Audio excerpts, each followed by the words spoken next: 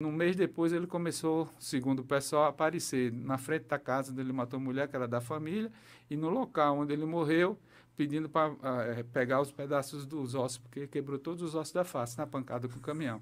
Aí Olá, meus amigos, você vai assistir mais um corte do podcast Papo Informativo. Não se esqueça de se inscrever em nosso canal, ativar o sininho de notificação e deixar o seu like. E compartilhe para os amigos assistir este vídeo. Aí onde é que a gente vai entrar nas suas experiências? Qual foi um crime que o senhor já, como delegado, teve que lidar, que, assim, trouxe um desafio para vocês? Porque não é fácil. A gente sabe que investigar, descobrir o autor de um crime, ou o paradeiro de uma criança ou de uma pessoa, não é tão simples. De um carro também, né? Se for um veículo, quando é crime patrimonial, que a gente também tem muitos. O doutor Cristiano falou aqui, diz que Campina Grande, na Paraíba, é uma cidade que tem muitos crimes patrimoniais. É algo assustador. E a gente vê isso na prática. No dia a dia a gente vê. E a polícia vem recuperando os carros, com o trabalho. Mas qual foi a experiência que o senhor vivenciou na polícia, nesses anos que o senhor vem na civil? Qual foi a experiência mais intrigante que deixou o senhor, e até mesmo que mexeu com o senhor? Existem vários. Teve um caso que, não é, eu digo assim, que mexeu, mas que trouxe um trabalho a mais, porque envolveu a questão de perícia e tudo. Foi um caso de suicídio em Esperança. A pessoa se suicidou. Nós fizemos o local por eletrocução, amarrou, passou um fio no pescoço, tudo, e se matou. E quando chegamos no local, foi feita a perícia e tudo, e à tarde o perito ligou para mim que tinha sinais de sufocamento, asfixia, né? Aí estava tendo o velório, nós trouxemos o marido, que só estava ela e o marido estava fora da casa tratando dos animais e tudo. Conversamos muito, depois passamos para o núcleo homicídio, na época era o doutor Jorge lá, fez todo o trabalho, levantamento, tudo. E não se chegou a uma elucidação do que realmente tinha acontecido. Mas eu ficava naquela ideia, até por causa da questão de ser engenheiro, que a eletricidade podia ter causado aquelas situações. Nós fomos pesquisar na literatura e encontramos um caso, até relatado num artigo por um professor de medicina legal aqui da Paraíba, exatamente a situação aconteceu. Não existia nenhum indício de participação de outras pessoas, no caso, ou seja, digamos, um homicídio maquiado de suicídio. E nesse artigo desse professor, ele mostrava que há a possibilidade de se, através da maneira que tivesse colocado os fios, de aparentar a questão da sufocação, da asfixia.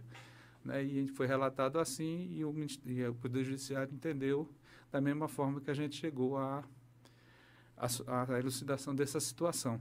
Porque você diz, não existe crime impossível, não existe crime.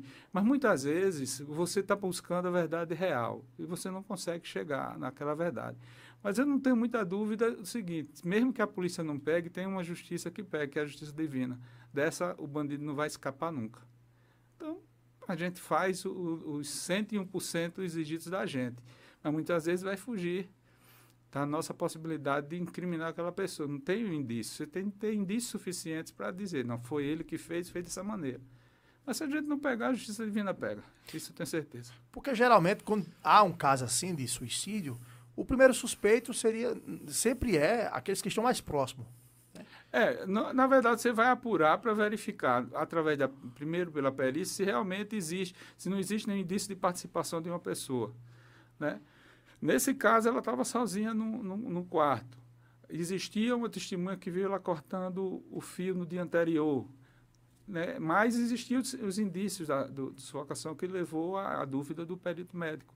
Mas a gente foi fazer toda a parte policial, levantou a vida de todas as pessoas ao redor, se existia intriga, se existia algum problema com o casal, não tinha nada.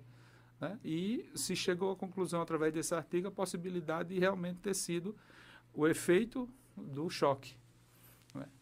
Esse foi um dos casos assim que dá mais trabalho para a gente, mas que a gente chega a uma situação. Existem N casos, né?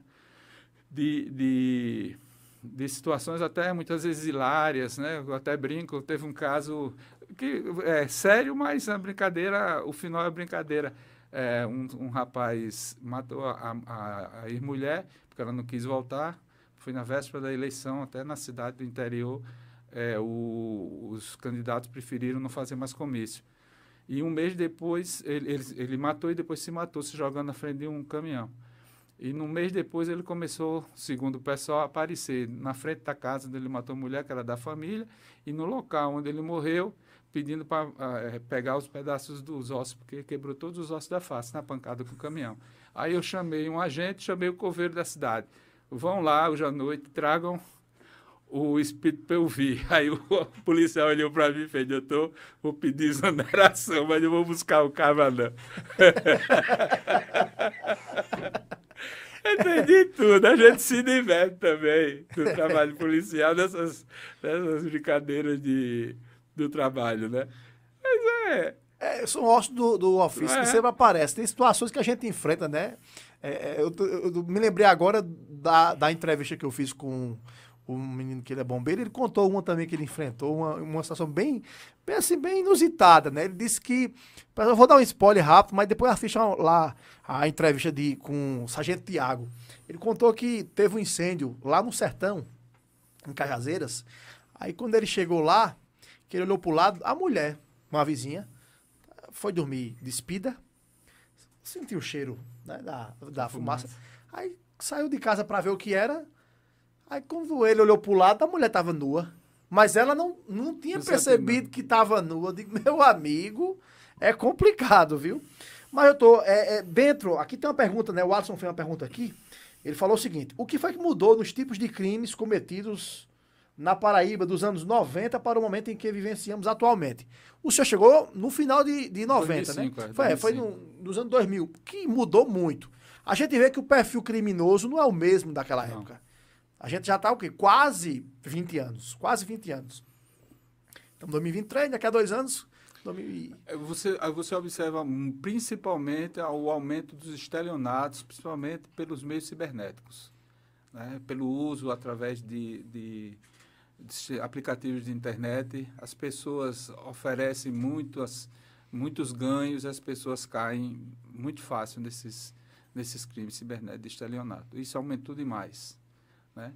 Agora, muitas vezes o pessoal olha, a população aumenta, né? Então muitas vezes e a imprensa também divulga mais a questão de crimes e tudo, mas eu participei de um congresso há uns 2 anos atrás e uma aluna da Universidade do Rio Grande do Norte trouxe um trabalho interessante, que ela mostrou em números absolutos a redução dos casos de violência doméstica, né? É uma coisa interessante, eu até passei na época para a delegada da mulher, porque a gente acha que aumentou. Mas se você olhar em relação à população, o número de crimes diminuiu, né? Esse foi o trabalho que ela fez e realmente mostrava em números estatísticos através da questão da população. Alguns crimes diminuem, mas, como você disse antes, o crime patrimonial cresceu muito, principalmente ligado à questão de drogas. O usuário, depois que depena toda a casa dele ou da família, aí começa a praticar furtos e roubos para poder manter o vício. Isso cresceu muito.